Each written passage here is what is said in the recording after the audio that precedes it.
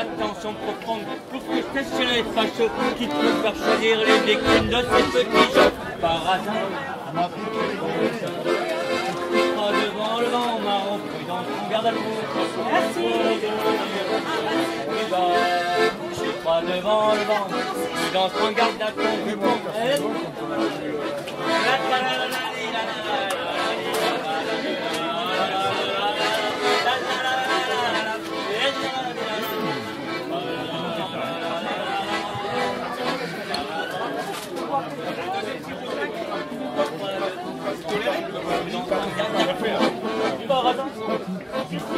Ramener le gobelet, ça va oui, un peu. Hein. D'accord.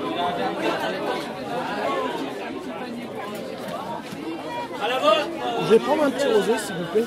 Ouais. Si vous avez, bonjour.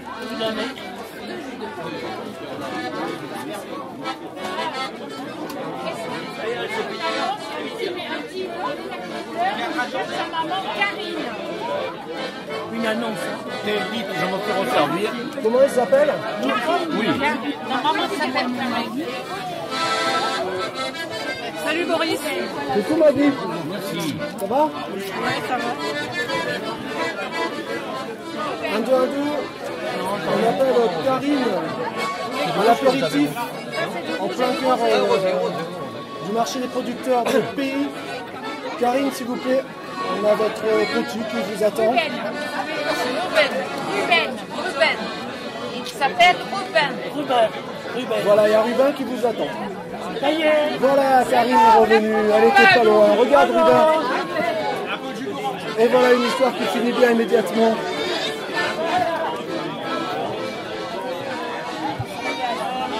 Ça va Maggie? Merci, ça va.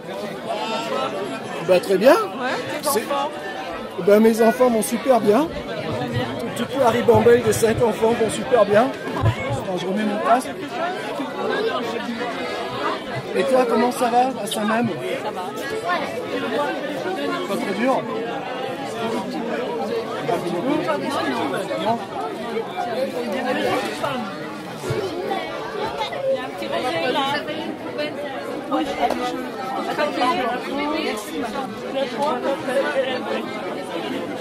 Alors c'est marrant parce que je suis en train d'enregistrer. Je prends des ambiances et je fais des interviews maintenant. Ah oui, d'accord. J'anime et en même temps je fais des interviews des producteurs. Ah oui. Je suis plus producteur. Et justement, parce que c'est génial, parce que ça fait vraiment la rencontre en live. Ah ouais, non, je suis plus. Et avec le film de ta fille, faut que je te pose 3 questions quand même. Alors ceux qui vont nous écouter, chers auditeurs, toujours en direct du marché des producteurs de Trigance. Voilà, c'est la fête locale. Nous sommes le 14 août et je me balade et je me suis rapproché de l'apéritif offert par la Chambre d'agriculture du Var, par le comité des fêtes, par la commune de Trigance et par l'association Récampadis. Et je retrouve mon amie Maggie qui m'a accueilli avec Dom Dom dans mes premières années dans le Verdon, où on a bossé un peu ensemble sur le domaine de Saint-Même, qui est un très très joli domaine, et s'est noué une grande amitié. Et Maggie eh bien, est devenue hyper célèbre dans les box-office grâce à sa fille, c'est Sophie, c'est ça, qui a fait un véritable reportage, un hommage à sa maman et à ce qu'on dit un très beau reportage. Je ne l'ai pas encore vu, alors j'ai hâte de le voir. Et en tout cas, j'ai lu des super critiques. Et ce reportage s'appelle « Les chèvres de ma mère », c'est ça, où ça raconte voilà, l'échange que tu as eu avec une jeune agricultrice en cours d'installation qui faisait la reprise. Oui, qui a repris mes chèvres et en fait, avec qui j'ai fait un parrainage d'1 an. Et au bout du parrainage, elle a repris les chèvres. Et elle est enfin installée parce qu'il a fallu plus de 2 ans pour qu'elle s'installe.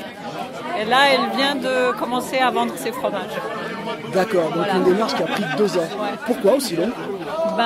Parce qu'il y a beaucoup de tracas administratifs et qu'elle avait... Enfin, c'est très compliqué, en fait, il faut aller voir le film. D'accord, ouais, comme ça, on se rend mieux. Comment s'est fait la rencontre? C'est toi qui as choisi ou ça... Ah non, alors la rencontre, c'est en fait Sophie qui voulait faire un film. Au moment où je lui ai annoncé que j'allais prendre ma retraite, elle avait envie de garder un témoignage de toutes ces années. Et elle m'a demandé si j'étais d'accord, donc j'étais d'accord pour le principe. Et après, il y a eu Anne-Sophie qui est venue me voir. Donc Anne-Sophie, c'est la jeune agricultrice qui a repris... Qui habite chez mon voisin, quoi, qui est la belle-fille de mon voisin. Et donc la rencontre s'est faite comme ça. Et puis ça s'est conclu et puis ça a été très difficile en fait. Des deux côtés, des deux côtés. C'est-à-dire, qu'est-ce qui a été difficile pour toi? Pour moi, ça a été difficile de lâcher, tout simplement. Ouais. Pourtant, tu en parlais, je me souviens déjà, oui. tu appréhendais. Oui, mais même disons qu'entre le moment où tu te dis que tu es prêt à le faire et puis au moment où tu dois le faire, c'est deux choses très très différentes. Et c'est vrai que j'ai été moi-même surprise de la difficulté. Et la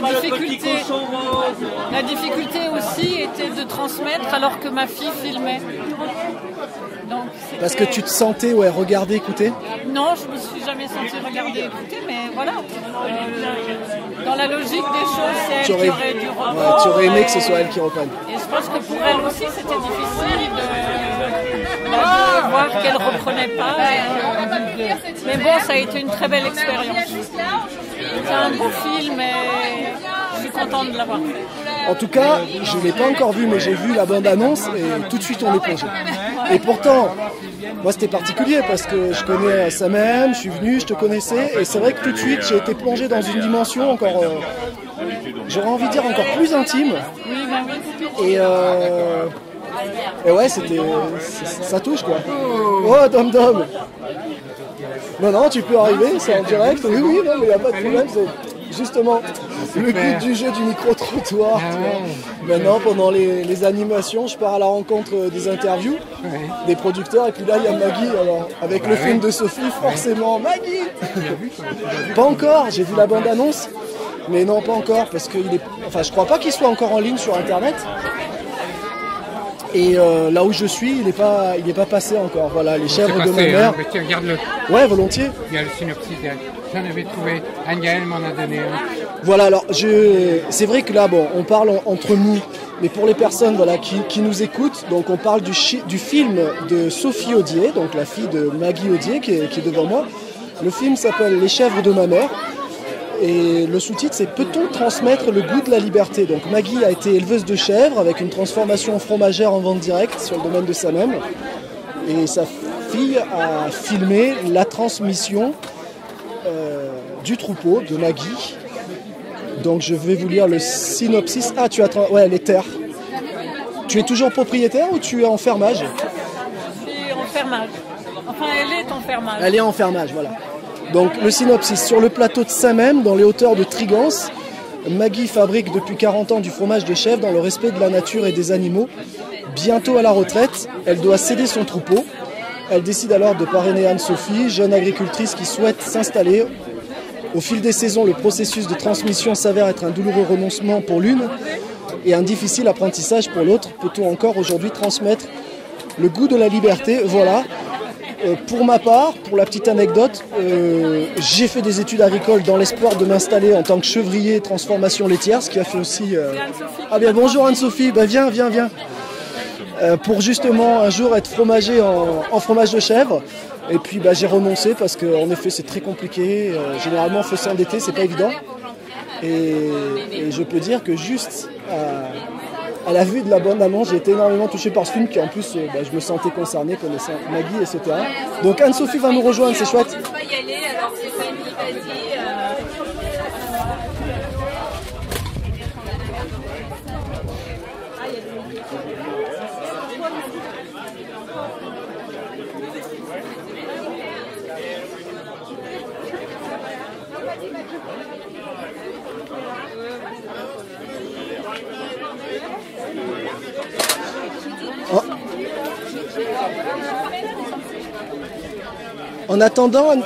En attendant Anne-Sophie, Maggie, est-ce que tu peux nous témoigner l'origine de Samem?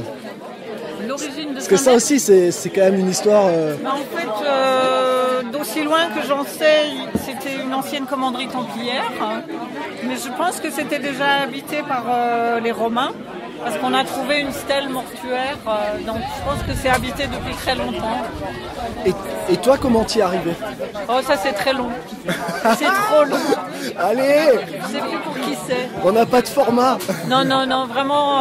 Bon, j'ai rencontré des gens à la Ciotat qui connaissaient les anciens propriétaires et en fait c'est comme ça que je suis arrivée. Mais c'est une très longue histoire. Dis-nous l'époque. 73. 73, donc Je suis après une arrivée en fameuse... 73, ouais, voilà. Bon, on gardera l'histoire pour nous, parce que c'est une longue histoire que j'ai eu la chance d'écouter, mais voilà, en effet, on est en plein dans cette époque, quoi, de jeunes épris de liberté, de rêve. Et donc, tu es arrivé en groupe, en fait, et puis tu es resté, toi. Moi et ma fille. Toi et ta fille, qui avait quel âge à l'époque? Ben, ma fille, elle est arrivée, elle avait 5 ans et demi. 5 ans, Sophie. 5 ans. Ouais. Et dès le début, tu as eu les chèvres ou c'est arrivé après? Non, je les ai eues très vite. J'ai eu mon troupeau en 74. Donc arrivé 73, un an après, quoi, même pas quelques Ouais, mois même après. pas, 6 mois après. À l'époque, c'était pas pareil. C'était peut-être plus facile d'avoir la fromagerie. À l'époque, on n'avait pas de fromagerie, donc c'est vite fait. Voilà. On s'installait comme ça et les seuls contrôles qu'on avait, c'était sur les chèvres. Donc on n'avait pas tous ces tracas administratifs, quoi. Non, c'était quand même très facile. Tu aurais plutôt un regret de l'ancienne époque ou tu trouves qu'au contraire ça a bien évolué, que c'est mieux qu'il y ait ces contrôles? D'après ce que j'ai vu, parce que j'ai rencontré beaucoup d'éleveurs, je trouve que la difficulté des éleveurs à s'installer est énorme et je trouve scandaleux que les éleveurs soient obligés de faire autant d'emprunts pour s'installer. Donc je pense qu'il y a des choses à revoir quand même à ce niveau-là.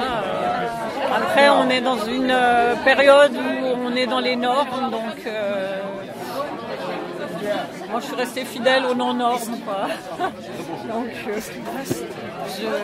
je le ferai pas si c'était à refaire maintenant, je le ferai pas.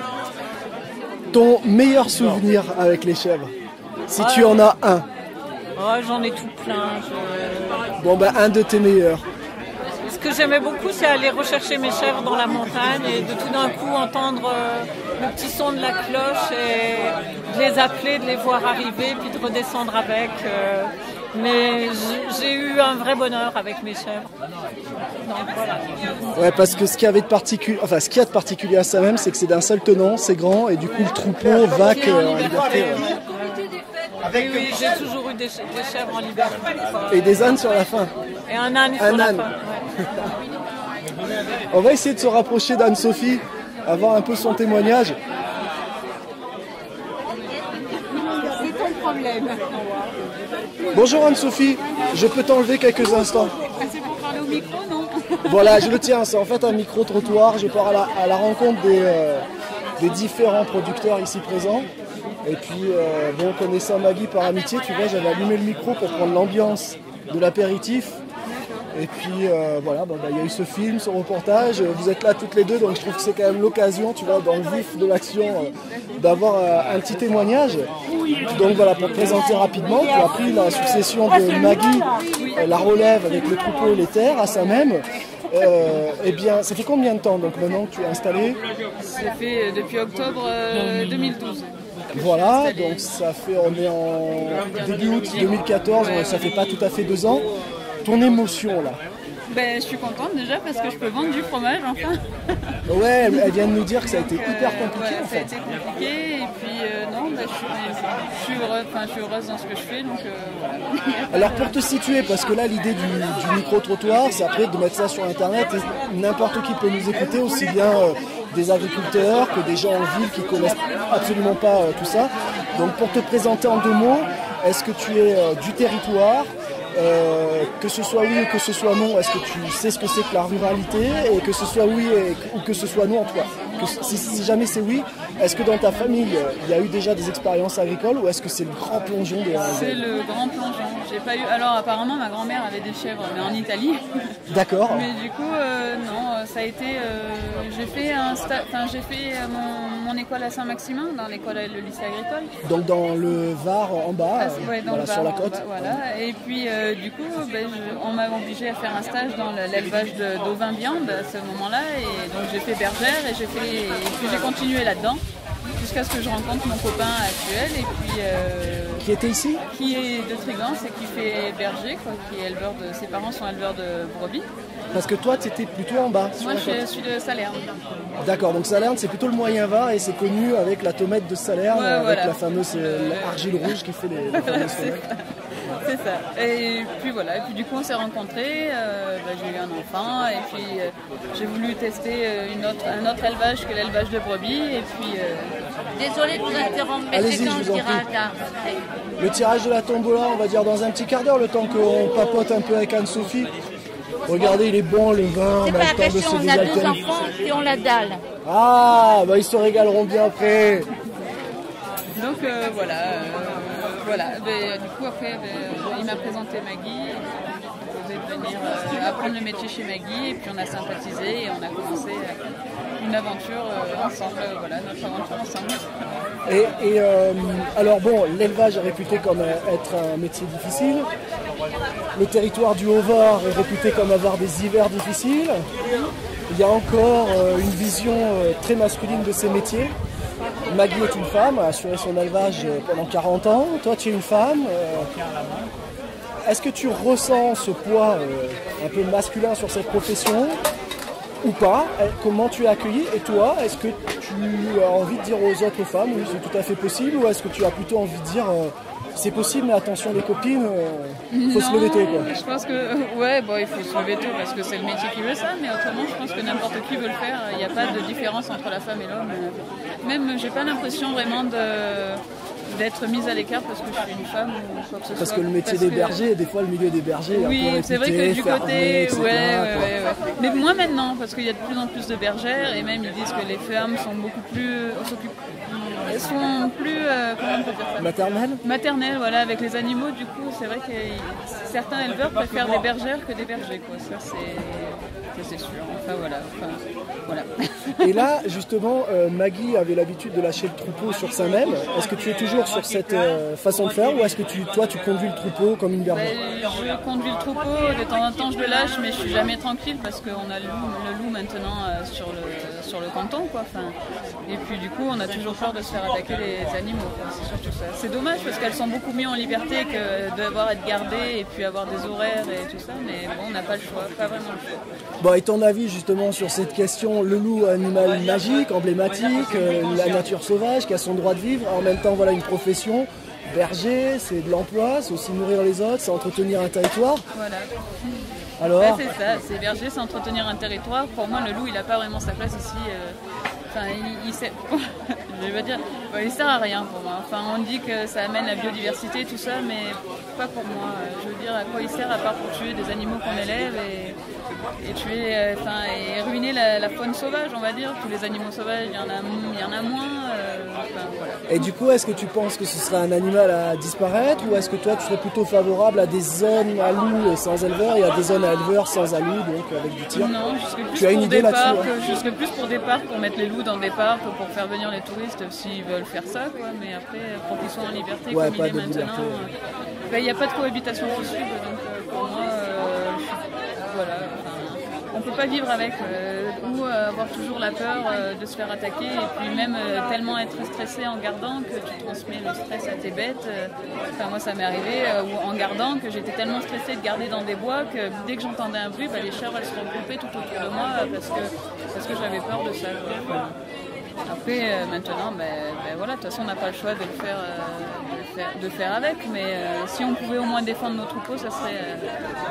et que le métier soit reconnu aussi, quoi, qu'on ne nous traite pas de fous dès qu'on dit on a peur, parce qu'il y a bien un moment donné où le loup attaquait l'homme, et puis est-ce qu'on ne va pas y revenir si on continue à le gâter comme ça, quoi, à le surprotéger et qu'il n'ait pas peur de l'homme parce qu'il n'est pas chassé du tout. Enfin, voilà. C'est une longue discussion. Non mais justement c'est intéressant de l'avoir, c'est l'occasion aussi de la partager. Après c'est mon opinion. Bien sûr, oui, mais justement. Je sais que pas beaucoup de personnes seront d'accord avec moi, à part les éleveurs ou quoi que ce soit. Mais ton avis dans le milieu des bergers, a priori, est plutôt consensuel? mensuel. Voilà, je pense qu'il n'y a pas de cohabitation possible et il faut quand même se rendre compte que c'est berger, c'est un métier déjà assez dur, t'as pas beaucoup de vie de famille, enfin, c'est-à-dire moi en tant que chevrière et mon ami en tant que berger, on se voit pas vraiment beaucoup et puis avec le petit en plus, c'est pas vraiment favorable. Et puis on a toujours peur, même pour le petit aussi, donc il vient garder avec nous. Enfin voilà, je pense pas que ce soit bon. J'ai une question volontairement naïve, mais parce que bon, dans les discussions, ce sont des points qui ressortent aussi. S'il n'y avait pas cet enjeu avec l'élevage, oui. Est-ce que le loup en tant qu'animal, il te gêne particulièrement ou pas? Ou est-ce que c'est vraiment non, cette condition d'élevage et que l'animal en tant qu'animal, c'est un animal que tu trouves plutôt sympa, plutôt joli et tu vois ce que je veux dire, oui. cette distinction? Avant de faire bergère, j'étais pour le loup et je ne comprenais pas le métier. Maintenant que je suis bergère et que j'ai été bergère et que je me suis installée maintenant avec mes propres animaux, j'ai pas envie d'élever des animaux pour qu'ils se fassent manger par une bête. Voilà, après c'est une belle bête, je dis pas non plus, mais... Non mais je trouve que c'est important de le dire, de bien montrer aussi que voilà, oui, des bergers peuvent reconnaître que c'est une belle bête, mais que la cohabitation... beaucoup de bergers reconnaissent que la cohabitation n'est pas possible, donc du coup, dans ces cas-là, on n'aime pas du tout cet animal-là et on n'a pas... Alors pourtant, j'ai fait des dossiers à l'école en disant, comme pour la bête de Gévaudan et tout ça, en disant qu'ils avaient massacré plein de loups, les éleveurs, patati. Et j'ai changé complètement d'opinion parce que je vis dans j'ai vécu... bergère et l'élevage et puis je me dis que j'ai pas envie que mes chèvres se fassent manger, j'ai pas envie que ça arrive et voilà. Alors une autre petite question sur ce sujet, après on passera à autre chose. On dit qu'il y a plus d'attaques de chiens errants que de loups. Est-ce que tu confirmes ou pas? Non. Et par rapport à ça, est-ce que du coup tu trouves légitime que du coup il y a encore des menaces Non, je trouve pas. Non, il n'y a pas plus d'attaques de chiens errants parce que les chiens errants sont beaucoup plus faciles à attraper. Je veux dire, s'ils viennent une fois, tu les ramènes au propriétaire. 2 fois, tu le ramènes au propriétaire. 3 fois, à un moment donné, tu le tues parce qu'il reviendra toujours, il attaquera ton troupeau. C'est beaucoup plus facile de choper un chien errant que de choper un loup. Non, ça c'est vraiment l'excuse des écolos pour dire oui, il râle tout le temps, alors de toute façon, voilà. Ok, alors revenons plus aux chèvres et aux troupeaux. Donc il y a un savoir-faire sur la conduite d'un troupeau, savoir mettre en confiance un troupeau pour qu'ils te suivent, qu'ils reviennent, une gestion des pâturages aussi, puisqu'en fonction des saisons, il y a différentes plantes qui sont plutôt appropriées.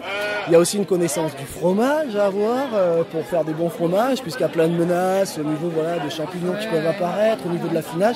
Il y a une connaissance de la vente. Oui. Est-ce que quand tu as plongé là-dedans, tu avais déjà un peu des conscience de tout ça et tu t'es dit c'est pas grave, je fonce, ou est-ce que tu as découvert au fur et à mesure? Qu'est-ce qui a fait ton courage pour englober toute cette connaissance? Parce que ayant mis un peu les pieds dedans, je connais, je trouve ça admirable mais quand même considérable. Pour mener un troupeau, comme j'ai fait bergère, j'avais déjà le truc de mener le troupeau. Enfin, je me suis dit c'est pas si compliqué que ça à mener un troupeau. Après, le fromage et tout ça, c'est Maggie qui m'a tout appris parce que j'avais pas du tout... avant de me mettre dans les chèvres, j'aimais pas du tout ça. J'étais bergère, pour moi les chèvres c'était de la cabraille ou des trucs comme ça. Et puis je charriais, les chevriers même d'ici, je les taquinais avec ça quoi du coup. Et puis avec Maggie, c'est elle qui m'a transmis le goût quand même de l'amour pour les chèvres et puis elle m'a appris à faire le fromage et tout ça. C'est sûr que maintenant je suis obligée de faire différemment parce que j'ai pas la même fromagerie que Maggie et du coup j'ai dû avec Cyril Gelman et tout ça qui m'a un peu aidé à trouver la bonne recette, on va dire. Cyril qui est Gelman qui est à la colle, c'est un éleveur, un chevrier. D'accord, c'est un autre chevrier, ouais, d'accord. Donc il y a la colle qui m'a assez aidé à trouver, à me donner des conseils surtout. Et du coup, j'ai trouvé ma propre recette et puis ça marche comme ça. Mais la méthode de Maggie ne marche pas du tout dans ma fromagerie. Parce que pour l'anecdote, Maggie avait une sorte de d'acceptation des pouvoirs publics, enfin des services vétérinaires, parce que la fromagerie était à l'ancienne, voilà. Qu'elle n'était pas forcément adaptée aux nouvelles normes, mais qu'étant donné qu'il y avait de l'ancienneté, ils ont pérennisé l'exploitation. Mais au moment de la transmission, toi, tu as eu l'obligation de te mettre aux nouvelles normes, donc HACCP, tout en plastique. Fondamentalement, est-ce que tu aurais préféré avoir la fromagerie authentique? Oui. la fromagerie avec les murs dans la terre et tout ça, je pense que pour l'affinage et tout ça, c'est quand même bon. En plus, c'est plus joyeux de travailler dans une fromagerie à l'ancienne que travailler dans un cube tout en plastique et tout en ferraille, enfin avec les rebords arrondis et tout ça. Mais ça marche quand même. Et puis maintenant, tous les chevriers sont obligés, ils font quand même du bon fromage malgré ça. Mais c'est... En fait, je me dis toujours que je suis pas née à la bonne époque. J'aurais préféré vivre avant, sans toutes ces contraintes et faire comme Maggie elle faisait, pas dépendre du système. Et puis, mais bon, c'est pas possible. Si je dépendais pas du système, j'en serais pas là et j'aurais déjà fait faillite au moment où je vous parle. Je serais pas là en train d'être joyeuse, quoi. Parce que pour l'aspect un peu plus technique, donc jeune agricultrice. Il y a des aides qui peuvent être sollicitées, qui s'appellent la DGA, je crois, si c'est toujours comme ça, donc dotation jeune agriculteur ou agricultrice, qui sont accordées dans le cadre de certaines formations, je crois le BPRA, brevet professionnel de responsable d'exploitation agricole. Tu as suivi ce cursus, tu es donc une dotation JA ou pas? Oui, j'ai eu la DGA, Donc, ce qui te permet un certain montant d'aide. Voilà. En contrepartie, tu dois être agricultrice pendant 5 ans. Dépendre, il faut qu'il y en ait un suivi technico-économique avec la Chambre d'agriculture. Et voilà, c'est ça. Sans cette aide, tu penses que ça n'aurait pas été possible? Mais déjà, ma DGA, rien que la première année, elle a été toute utilisée pour nourrir les bêtes. Et comme je ne vendais pas et que je n'avais pas de fromagerie et qu'on ne m'autorisait pas à faire de fromagerie, du coup, j'ai utilisé toute la DGA pour vivre avec ma DGA. Pour ton salaire à toi, en fait. Parce que la DGA, tant pour les bêtes que pour mon salaire à moi. Ça permet d'avoir de l'argent pour le fonds de roulement. Pour s'aider à démarrer, quoi. C'est pour essayer d'avoir moins d'emprunts et essayer d'être moins dépendante des banques et tout ça. Je pense qu'après, tu peux faire ce que tu veux avec la DGA, où tu la places et tu la mets de côté et que tu la touches pas, ou tu l'utilises dans l'élevage. Moi, je comptais l'utiliser dans l'élevage, mais du coup, je l'ai utilisé dans l'élevage, mais j'ai dû aussi l'utiliser pour moi, parce que j'ai quand même un enfant, il faut quand même qu'on vive, et puis voilà, quoi. Pour l'installation de la fromagerie, du coup, tu l'as prise sur la DGA ou sur des fonds propres? Non, j'ai fait un emprunt. Tu as fait un emprunt. Tu as droit au taux bonifié? Ouais, avec un taux bonifié. Alors ça aussi, j'en ai fait 2 d'emprunts à taux bonifié, un pour ma fromagerie qui est assez élevé. Et le deuxième, c'était... Combien à peu près, si c'est pas indiscret, tu as le droit de pas répondre, mais 35 000 euros. 35 000 euros. On va dire rien que les murs, sans compter la main d'œuvre et le matériel à l'intérieur. Et après, j'ai fait un autre emprunt sur, je sais pas si c'est sur les chèvres, je crois, 1 500 euros.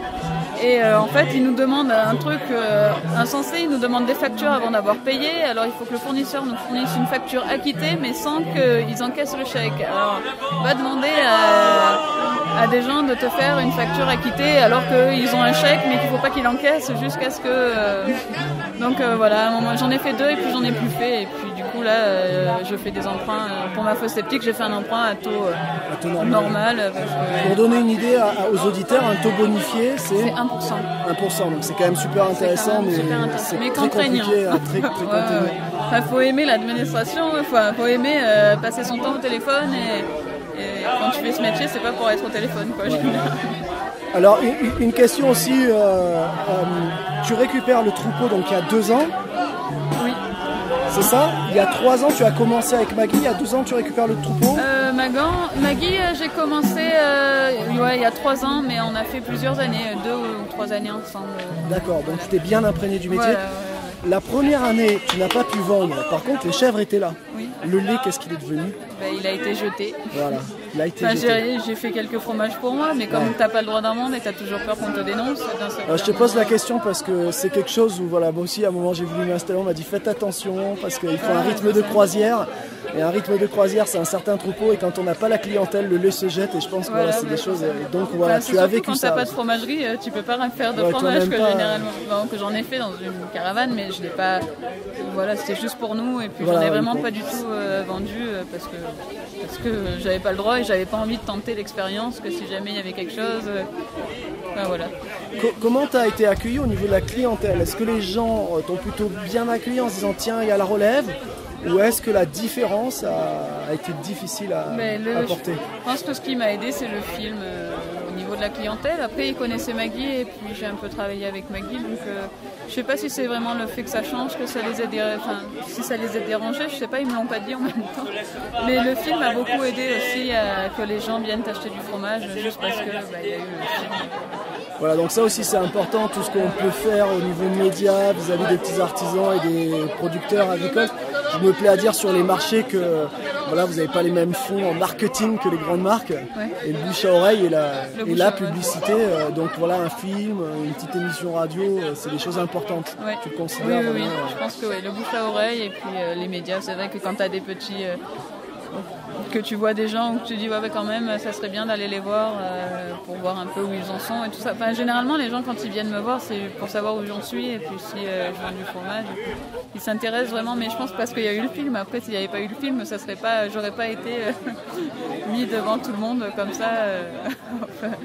Voilà. Du coup ça fait une bonne pub, c'est vrai. J'aime pas trop ça, mais ça m'a fait une bonne pub. Écoute, hein, ça fait partie du jeu. Comment tu en es venu à l'élevage, puisque tu n'es pas issu d'une famille d'éleveurs? Que font tes parents? Mes parents, ma mère travaillait dans une station essence, c'était caissière, et puis elle travaillait dans une papeterie. Mon père était plombier, entre guillemets, et travaillait à la serre. Et puis non, en fait, c'est parce que j'étais obligée de faire un stage dans l'agriculture. Enfin, j'aimais pas du tout le social, le contact avec les enfants et tout, c'était pas mon truc. Donc je me suis mis dans l'agriculture et comme à Saint-Maximin, on nous obligeait à faire des stages dans l'élevage au vin. C'est à ce moment-là où j'ai rencontré des gens super et puis qui m'ont appris à aimer les animaux. Et puis du coup, de suite après, j'ai fait de l'apprentissage avec eux et puis j'ai fait différents patrons qui m'ont beaucoup appris, autant que... voilà. Et pourquoi tu parles que d'éducation et d'élevage? Tu n'aurais pas pu faire caissière dans une station-service? Non. Je me voyais pas enfermée. Tu te voyais pas enfermée. Donc à l'extérieur, tu avais le choix par rapport à Saint-Maximin, la possibilité de travailler avec l'eau d'Elvar, je crois, dans le Var, sur l'éducation. Je sais pas du tout. Peu importe, mais tu avais soit la possibilité de l'éducation, soit la possibilité de l'élevage pour être en extérieur. Après, j'ai toujours aimé les animaux. Je comptais faire vétérinaire étant petite, comme toutes les jeunes filles, généralement. Ou éleveur canin pour faire un peu du dressage. Je comptais plus vraiment travailler avec des animaux. Après, et puis finalement, la rencontre humaine t'a fait aimer ce métier-là. Tu as été capable aussi d'avoir l'esprit ouvert et de découvrir d'autres métiers et puis de m'y intéresser plus. Voilà. Et puis et d'ailleurs, c'est grâce à eux que j'ai eu cette passion pour les animaux. Enfin, ton meilleur souvenir maintenant que tu es installé à Saint-Même? Mon meilleur souvenir l'arrivée de la fromagerie. Ouais. Déjà, et puis même si tu regrettes cette fromagerie, enfin la fromagerie, elle était là. Voilà, c'est ça. Enfin, je l'ai attendue pendant 1 an et demi et puis elle est arrivée. Donc ça a été, mais j'en ai plusieurs. L'arrivée des chèvres, la rencontre avec des gens, la rencontre avec Maggie, avec avec le chevrier. Donc Cyril Gelman aussi, c'est une très belle rencontre. Enfin voilà, j'ai plein de... Depuis que je suis ici, j'ai pas eu vraiment de déception, à part c'est sûr qu'au début c'était pas tout joyeux, mais voilà. On parle beaucoup de crise, même s'il y a des gens qui gagnent beaucoup d'argent. On parle beaucoup de l'agriculture avec une profession qui parfois souffre. Ouais. Toi tu arrives, tu connais pas l'avant, tu es dans le présent. Comment tu ressens tout ça? Est-ce que oui c'est difficile ou est-ce que dans ces difficultés, toi, tu arrives à te faire une place? Est-ce que tu penses que oui, c'est dû au film et tu t'inquiètes pour l'après? Quelle est un peu ta position sur l'aspect économique? Après, je viens à peine de démarrer à faire du fromage, donc je ne peux pas vraiment me projeter là-dessus, mais je veux dire, je pense pas que c'est vraiment la crise. C'est sûr qu'il y en a beaucoup plus qui galèrent et qui galèrent plus que moi, en tout cas. Enfin, je dis toujours que c'est pas moi. Il y a des gens qui ont beaucoup plus galéré que ce que j'ai fait moi, quoi. Mais je sais pas si c'est vraiment la crise ou quoi que ce soit. Je le vois pas. Je pense que c'est un beau métier et que c'est assez. Pour moi, je trouve que c'est facile. Après, je sais pas. Maintenant que je vends du fromage, je remarque, je dis ça parce que vous m'aurez dit ça il y a plusieurs mois avant. J'aurais pas le même discours. J'aurais pas le même discours. Mais maintenant, enfin, pour moi, tout va bien. Et puis, j'arrive plus vraiment à me rappeler de ce qui s'est passé auparavant. Ouais, les mauvais souvenirs s'oublient, on vit le présent et que le meilleur. Quoi. Et puis voilà, maintenant, à partir de maintenant, il n'y a plus de problème. La question que je t'ai pas posée, est-ce que tu aurais aimé dire à des gens qui nous écoutent? Je sais pas. Non, que tout va bien et que... Je sais pas. Tu inciterais des gens, par exemple, à faire ce métier-là malgré les difficultés au départ? J'aurais plutôt tendance à dire allez-y ou réfléchissez à deux fois. Il y a des gens qui sont venus me voir là il y a quelques jours et qui m'ont demandé, et j'ai toujours un peu la rancune envers l'administration qui s'est vraiment pas préoccupée de ce qui s'est passé. Enfin, ils te font faire un dossier d'installation qui sert pour moi complètement à rien et en plus tu le payes, alors qu'ils te promettent que tu vas vendre directement quand tu vas t'installer, enfin en faisant le dossier, mais du coup ça se passe pas du tout comme ça, donc ils te font miroiter des choses qui se passent pas. Donc c'est vrai que l'installation c'est assez dur si tu es seul. Heureusement que j'étais quand même bien entourée de beaucoup de personnes, mais heureusement que j'étais bien entourée parce que toute seule j'aurais carrément arrêté. Mais tant que tu es bien entouré et que tu il faut pas se décourager de suite, je pense. Voilà, donc bien s'entourer, pas se décourager, et foncer, parce qu'après une fois que c'est ok... Une fois que c'est ok, voilà, c'est que du bonheur. C'est vrai que les débuts c'est dur, mais à la fin, quand on sait où on en est, on est heureux. Bon, super. Merci beaucoup Anne-Sophie pour ton témoignage. Et puis on te souhaite le meilleur et bonne continuation sur le domaine de Saint-Même avec les chèvres. Merci. Voilà, toujours en direct de ce marché des producteurs de pays. Voilà, une rencontre opportune, absolument géniale, avec Maggie et Anne-Sophie, les héroïnes de ce très très beau film reportage de Sophie Audier, Les chèvres de ma mère, que je ne peux que vous recommander d'aller voir. Pour ma part, en toute honnêteté, voilà, je n'ai vu que la bande-annonce encore à ce jour, et j'ai hâte d'aller voir le film en entier. Allez, bien l'heure de profiter de l'apéritif et puis d'aller faire un tirage de tombola, puisque nous sommes en direct du marché des producteurs de pays et que régulièrement il y a des petits tirages de tombola où on gagne des paniers garnis composés de produits que l'on retrouve sur ce marché des producteurs de pays.